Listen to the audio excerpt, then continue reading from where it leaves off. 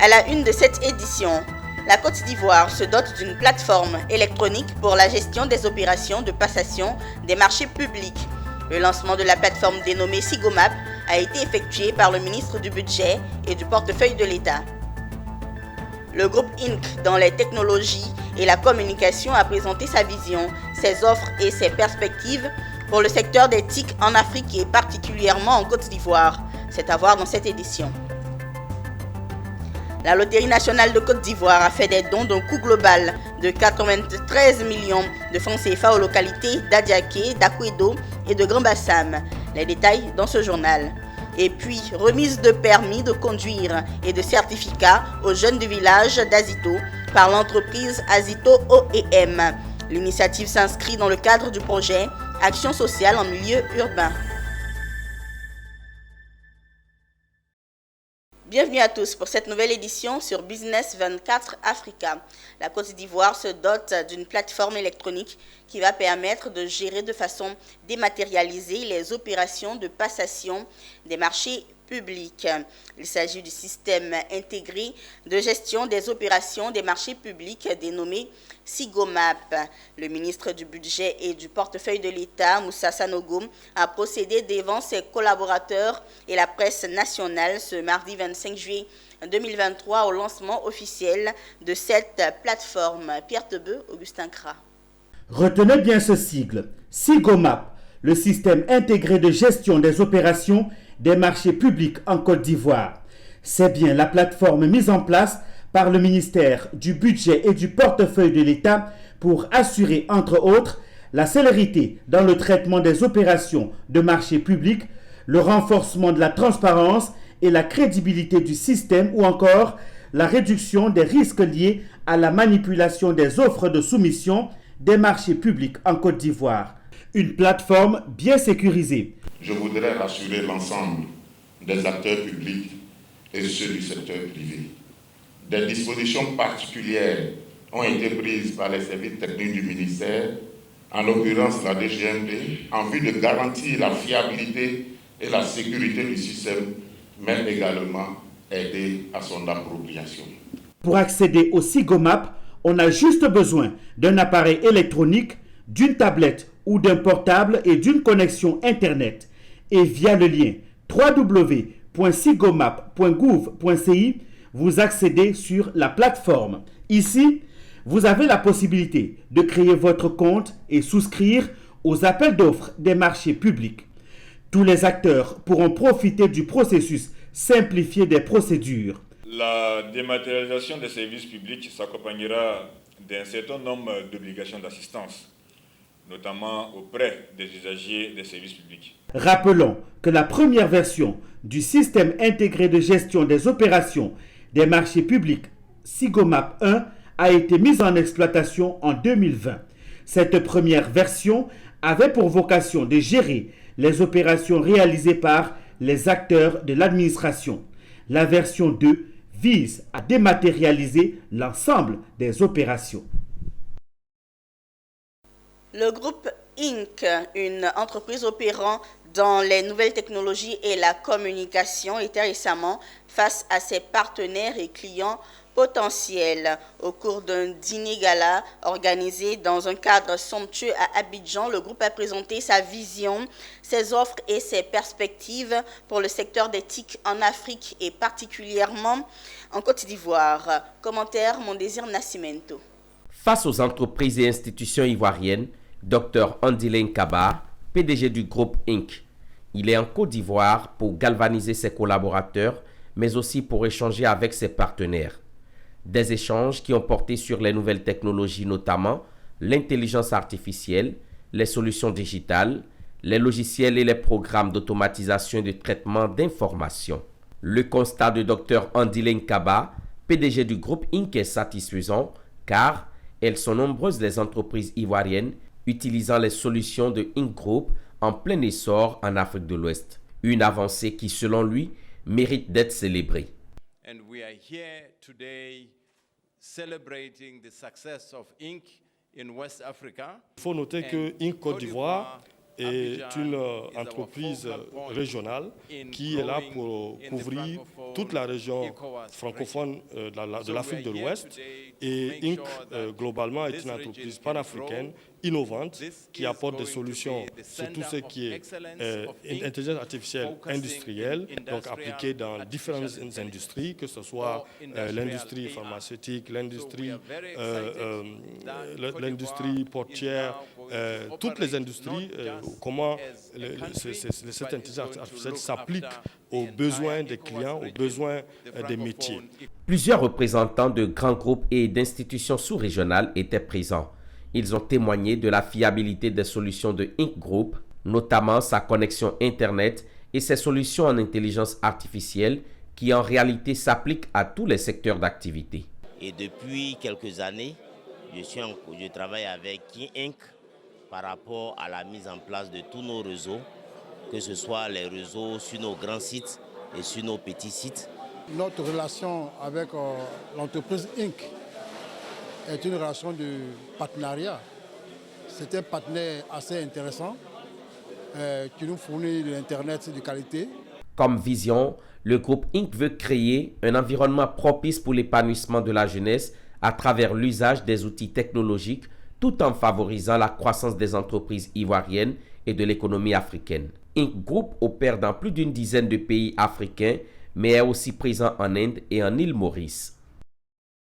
Les festivités marquant les 20 ans du Fonds interprofessionnel pour la recherche et le conseil agricole continuent. Ce mardi 25 juillet 2023, c'est la filière coton qui était à l'honneur. Des membres de la filière sont venus exposer leur savoir-faire et réfléchir sur l'avenir de la filière face au changement climatique. Le reportage de Philippe Zabo. La production cotonnière face aux effets néfastes du changement climatique. Tel est le thème choisi par les acteurs de la chaîne de valeur du coton issus de l'Intercoton. Pendant une journée, par des présentations et des panels d'experts, ils ont passé au peigne fin le changement climatique et ses conséquences qui les empêchent d'avoir une bonne production. Les problématiques de la filière coton, comme je l'ai dit, c'est principalement le dérèglement climatique. Vous savez, depuis plus de 50 ans, l'itinéraire technique a été identifié. Et les semis, par exemple, commencent depuis la fin du mois de mai. C'est sous-entendu qu'à cette période, les pluies commençaient et à un certain moment, les pluies se calmaient pour permettre aux cotonniers de pousser. Mais depuis un certain moment, il y a vraiment un déréglage. Les pluies peuvent commencer avant ou elles peuvent commencer tard. Aujourd'hui, les défis que nous avons, c'est, je peux dire d'abord, la première des choses, c'est le changement climatique. L'année passée, nous avons eu le problème des acides. Mais on est en train de trouver des solutions. Cette journée dédiée au coton a servi aussi de cadre d'exposition aux innovations techniques de la filière.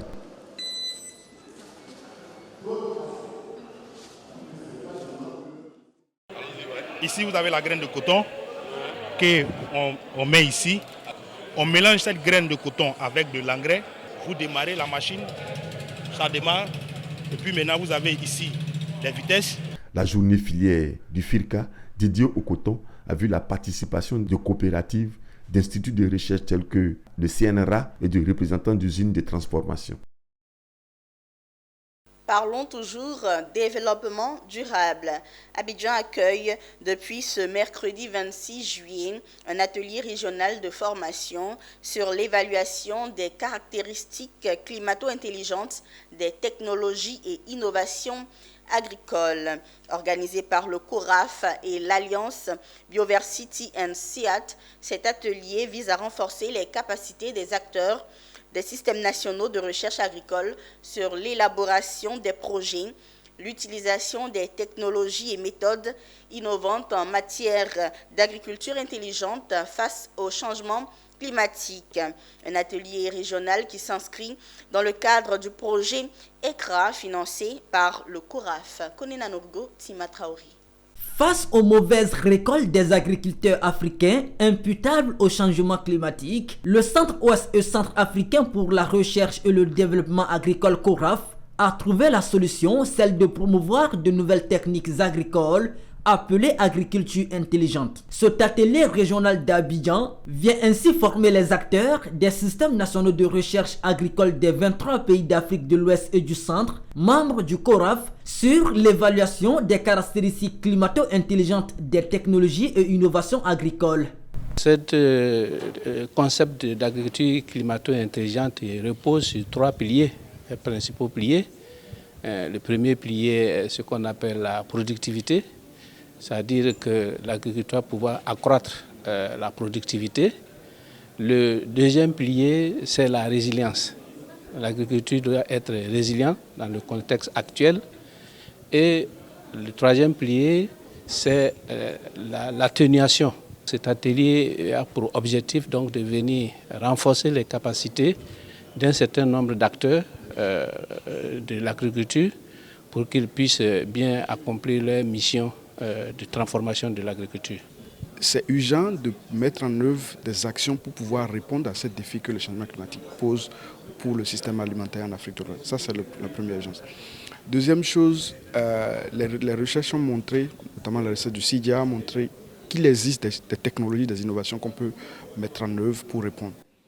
Cet atelier régional de 3 jours va donc outiller ces acteurs agricoles sur l'élaboration des projets d'agriculture intelligente, mais aussi l'utilisation des technologies et méthodes innovantes en matière d'agriculture face au changement climatique. Cet atelier régional a été organisé par le CORAF et l'Alliance Bioversity.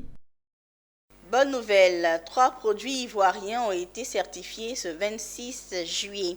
L'Organisation africaine de la propriété intellectuelle, OAPI, a procédé ce mercredi 26 juillet 2023 à Abidjan à la remise officielle des certificats d'enregistrement en indication géographique protégée de 3 produits ivoiriens. Il s'agit de l'attiéké des lagunes, du pagne baoulé et du café des montagnes de Mans qui sont désormais labellisés. Des certificats reçus par le ministre du Commerce, de l'Industrie et de la Promotion des PME, Walter Kofi Maruseri.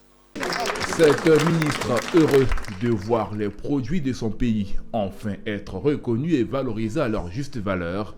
Des produits emblématiques ivoiriens, dont l'attiéké des lagunes, le pagne baoulé et le café des montagnes de Mans, qui sont désormais labellisés. Une labellisation obtenue par le système des indications géographiques protégées IGP de l'Organisation africaine de la propriété intellectuelle, OAPI.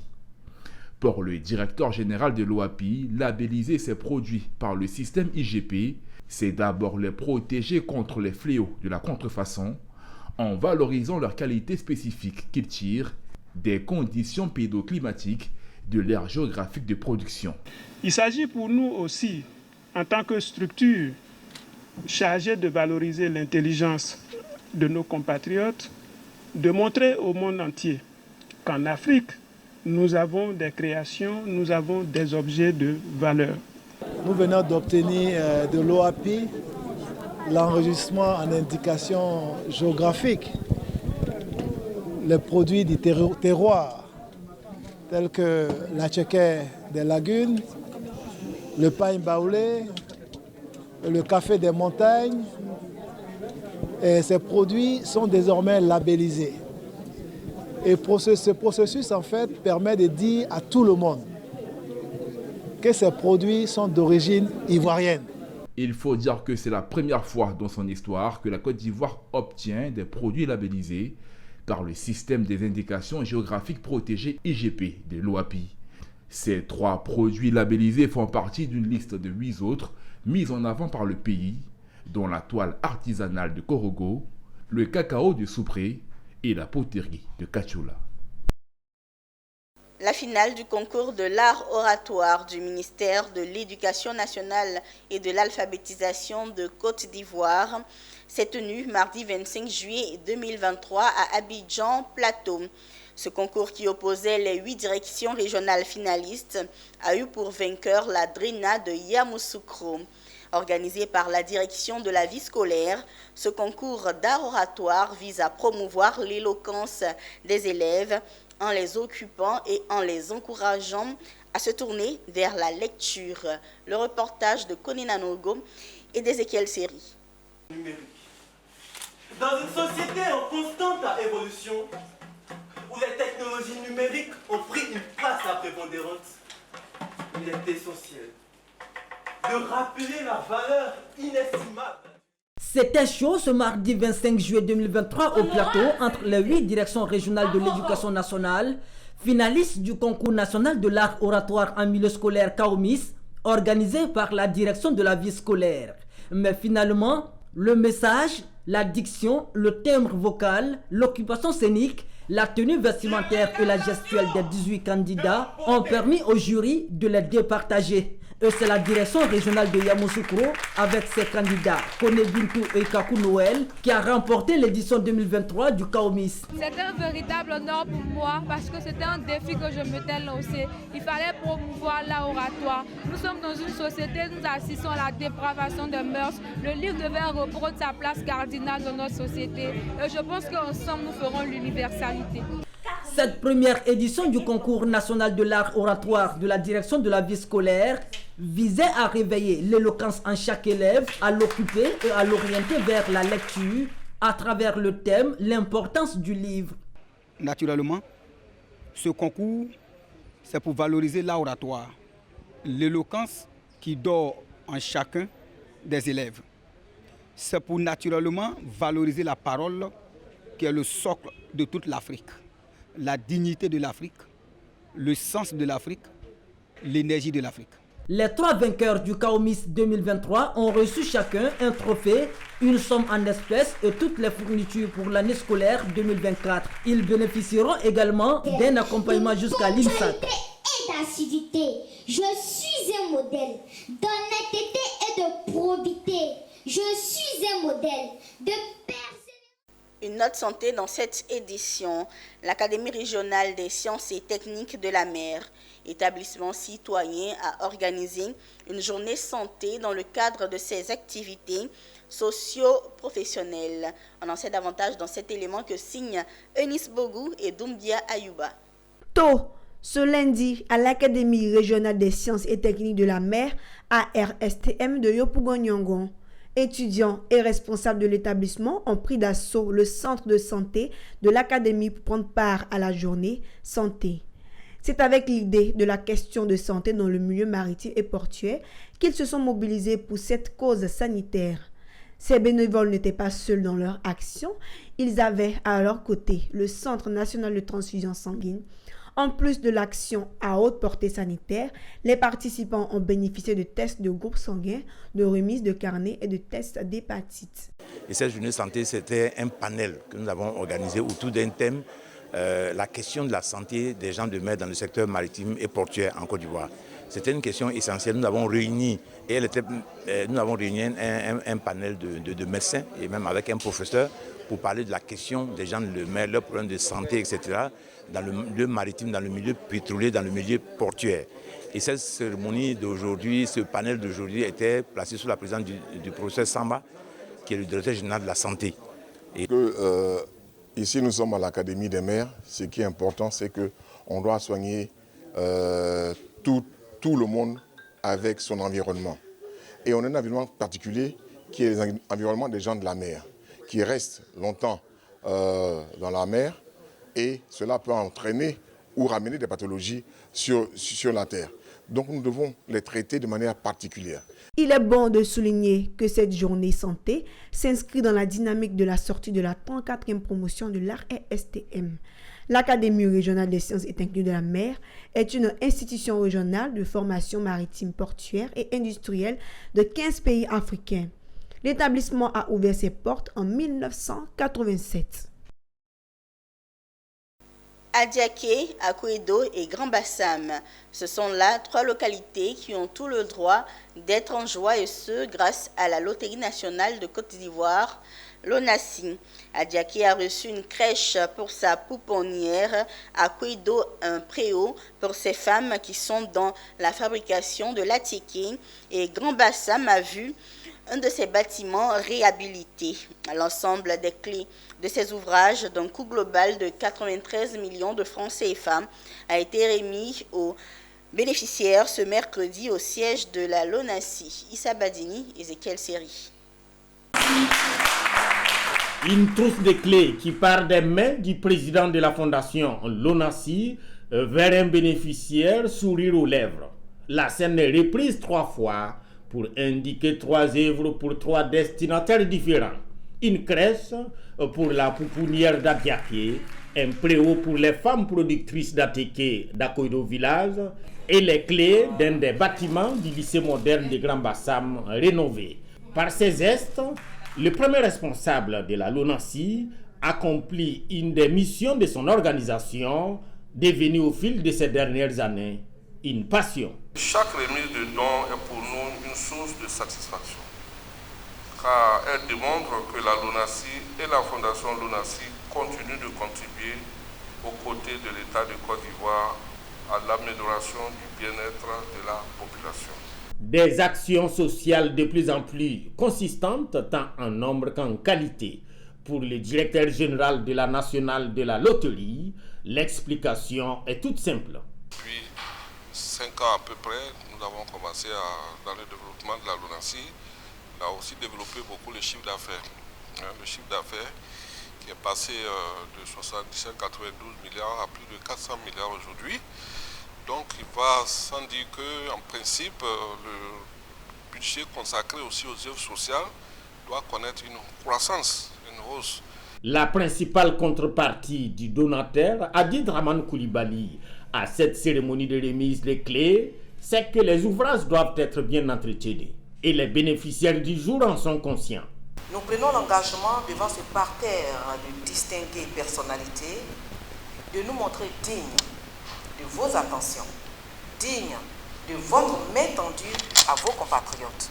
Coût global des travaux, 93 millions de francs CFA. Contrairement à ses habitudes, la LONASI a remis les clés de ces 3 œuvres sociales dans l'enceinte de son tout nouveau siège. Ouvert il y a à peine 5 mois, le siège de la fondation LONASI accueille ses toutes premières activités. Un siège selon le PCA qui favorisera la démarche sociale de l'entreprise. Puis la cérémonie de remise de permis de conduire et de certificats aux jeunes du village d'Azito par l'entreprise Azito OEM s'est déroulée au foyer des jeunes du village ce mercredi 25 juillet 2023. Cette cérémonie s'inscrit dans le cadre de la première phase du projet Action sociale en milieu urbain. Autre détail avec Michel Brou et Doumbia Yuba. Ce sont 37 jeunes issus du village d'Azito qui ont achevé des formations qualifiantes et de la conduite, aptes à conquérir le marché de l'emploi. Ces jeunes, fruits du projet Action sociale en milieu urbain et le centre de recherche et d'action de recherche pour la paix, nés de la volonté de l'entreprise Azito OEM qui vise à accompagner cette jeunesse en leur offrant une chance de s'insérer au mieux dans le tissu social et d'être autonome. Une stratégie de développement des localités d'Azito et Béago vivant à proximité du centre de production d'Azito OEM que l'entreprise compte poursuivre au bonheur de ses habitants. Azito demande à ces jeunes de faire bon usage de ces diplômes qu'ils ont eus, de ne pas dormir et de profiter de ces diplômes pour pouvoir chercher à entrer dans le monde du travail. Ils ont déjà des sésames qui leur permettront, qui leur ouvriront des portes, qu'ils profitent de ces occasions-là, de ces diplômes qu'ils ont, de pouvoir entrer véritablement dans le monde du travail. Je tiens vraiment à encourager, à vraiment remercier Azito OEM qui, depuis plusieurs années, initie ce type de projet pour la jeunesse, pour les femmes, pour toute la population d'Azito et Béago. Aujourd'hui, c'est une satisfaction pour nous de savoir que la formation qui a été initiée est à sa fin. Nous sommes aujourd'hui à la remise des parchemins, des diplômes qui sanctionnent donc la formation qu'ils ont suivie. Le projet Action sociale en milieu urbain et le centre de recherche et d'action de recherche pour la paix au profit des jeunes du village d'Azito, dont la première phase a débuté depuis le mois de juin 2022 pour s'achever en 2025, veut former 150 jeunes dans les domaines professionnels de leur choix. La seconde phase de ce projet attend plus de 80 jeunes. Rendons-nous à présent à Yamoussoukro où l'Institut national polytechnique Félix Houphouët Boigny et l'École des sciences de la gestion de l'Université du Québec à Montréal ont signé ce lundi 17 juillet 2023 une convention de partenariat permettant à l'INPHB d'augmenter son offre de formation. L'INPHB a désormais tourné sa stratégie vers l'internationalisation. Charles Kwaku dans un commentaire de Pierre Tebeu. Cette convention de partenariat entre l'Institut national polytechnique Houphouët-Boigny, l'INPHB et l'École des sciences de gestion de l'Université du Québec à Montréal, qui était en préparation depuis 1 an, vient de se concrétiser devant l'ambassadeur du Canada en Côte d'Ivoire et de la Côte d'Ivoire au Canada. Ce partenariat est important pour la Côte d'Ivoire car il va permettre aux plus jeunes, aux cadres d'avoir accès à des formations de qualité. L'INP est dans une démarche d'internationalisation. Donc on a tourné nos stratégies vers l'internationalisation par l'augmentation de l'offre de formation. L'idée, c'est d'aller chercher les formations de très haut niveau, de les importer au niveau de la Côte d'Ivoire et de permettre justement aux plus jeunes, aux cadres, d'avoir accès en fait à des formations de qualité. Donc avec l'UQAM qui a une grande renommée dans la formation, dans ce programme d'Executive MBA qu'il a déjà commencé à exporter dans plusieurs pays, l'idée c'est de ramener justement au plus près des Ivoiriens, mais dans la sous-région ouest africaine, cette formation et qu'elle soit accessible en fait à des cadres dirigeants du secteur public, mais également surtout du secteur privé. L'Afrique et particulièrement la Côte d'Ivoire avait un gros besoin en termes de formation de ces cadres, de ces étudiants. Et donc étant en poste au Canada, l'une de nos priorités, n'est-ce pas, était de faire en sorte que nous puissions tirer avantage de cette présence. L'ambassadeur du Canada en Côte d'Ivoire, Anderson Blanc, a salué ce partenariat entre les deux grandes écoles de formation. C'est un partenariat d'excellence où on constate que cette relation mutuellement bénéfique, gagnant-gagnant entre le Canada et la Côte d'Ivoire va être renforcée. Renforcée à travers le MBA pour cadres, renforcée avec le fait qu'on a des représentants d'entreprises ici, renforcée à travers le fait que c'est ensemble que nous allons réussir. Pour rappel, les cours débuteront dès la rentrée prochaine. À Boaké, la ministre Désirée Anne Ouloto de la fonction publique a échangé récemment avec les fonctionnaires et agents de l'État des régions du Béké et du Hambol.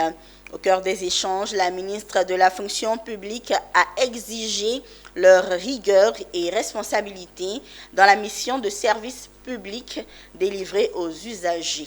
Emmanuel Bonzo. Dans la vaste ambition de repenser la fonction publique, de multiples réformes ont été entreprises pour répondre aux exigences d'efficacité des services publics. Cela s'est traduit par de profondes réformes en vue de rechercher des fonctionnaires et agents de l'État nouveaux, conscients des enjeux et défis à relever pour une administration de qualité irréprochable. Dans cette dynamique, la ministre Anne-Désirée Ouloto de la fonction publique s'emploie dans un cadre d'échange et d'information à rappeler aux travailleurs à une prise de conscience individuelle et collective dans ce grand vent de redynamisation et de performance des administrations. Ce message, Anne Ouloto l'a adressé aux fonctionnaires et agents de l'État du district autonome de la vallée du Bandama, les invitant à s'approprier toutes les innovations visant à la modernisation de l'administration publique. Nous estimons nécessaire et urgent de réarmer moralement le fonctionnaire avec l'accompagnement, n'est-ce pas, et les mesures historiques prises par le président de la République.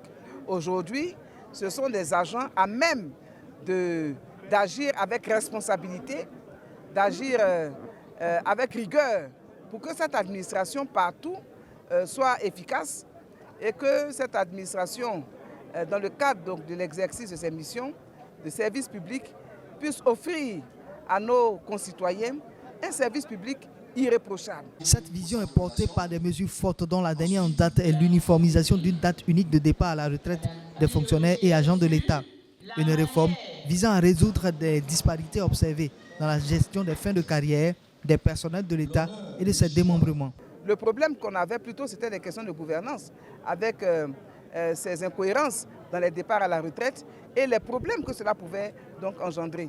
Je crois qu'il faut plutôt remercier le gouvernement d'avoir eu le courage donc, de trancher sur la question. Les échanges de la ministre Anne Ouloto avec les fonctionnaires de l'intérieur du pays s'inscrivent dans une politique de rapprochement de l'administration des usagers. Puis le ministre Téné Birahima Ouattara a offert à l'association des femmes battantes de Djongo Kaa dans le canton Palaka, un magasin pour le stockage des produits agricoles. Ouattara Daouda. Louer des greniers ou des maisons pour conserver les produits agricoles sera désormais un lointain souvenir pour l'association des femmes battantes de Djonkouka, localité située dans le canton Palaga, région du Tchologo, département de Ferkesse-Doukou. En effet, spécialisée dans la production des produits agricoles tels que l'oignon, arachide, le maïs, etc. Après une demande formulée auprès du ministre d'État, ministre de la Défense, M. Ténébiraïma Ouattara, il vient de les combler de joie en les offrant ces joyaux architecturaux pour leur autonomisation. Avant le magasin, c'était vraiment beaucoup de fatigue et que leur principale culture, c'est l'oignon. Quand elles récoltaient l'oignon, elles étaient obligées d'aller emprunter le local de quelqu'un pour conserver. Les femmes n'arrivaient pas à conserver les produits et à vendre à temps. Elles étaient obligées de braver faute de moyens de conservation. Donc aujourd'hui, je suis soulagé, je suis ému. Et que cela fait partie des activités régaliennes du ministre de la région, qui tend à proposer tous les actes qui puissent lutter contre la pauvreté. Ici, il s'agit de la mobilisation des femmes, les aider à promouvoir leurs activités, les aider à prendre en charge de leur famille, les aider à scolariser leurs enfants. Et ici, il faut féliciter les femmes du Djonkouka qui ont su s'organiser, qui ont montré qu'elles pouvaient s'organiser, qu'elles pouvaient parler de la même voix par rapport à des projets du gouvernement. Et il était important que le ministre puisse leur apporter son soutien. C'est ce qui a été fait aujourd'hui. Nous sentons avec l'allégresse que toute la population est contente, à commencer par les femmes, les hommes et tous les enfants. Parrainé par l'honorable Abdoulaye Karim, député de Kong, afin de faciliter l'évacuation des produits, il les a offert un tricycle. La cérémonie s'est soldée par la coupure du ruban et la remise des clés de l'entrepôt. Voilà, ce sera tout pour cette édition. Merci de l'avoir suivi et bonne suite de programme.